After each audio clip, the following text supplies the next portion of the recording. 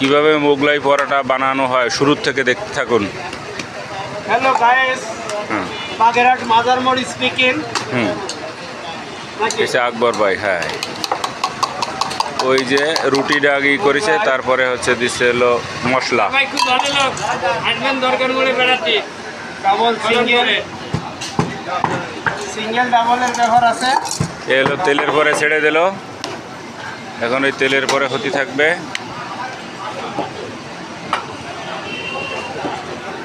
তারপরে উঠাবে, এখানে উঠে তেল করবে। আর বেশি বেশি সবাই পারলে একটু শেয়ার করে দেবেন। হ্যাঁ, যারা দেখতেছেন তারা সুযোগ করে দেবেন দেখার জন্য।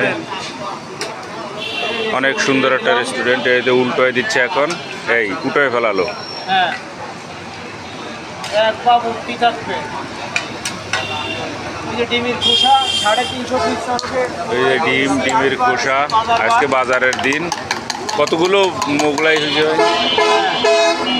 200-250।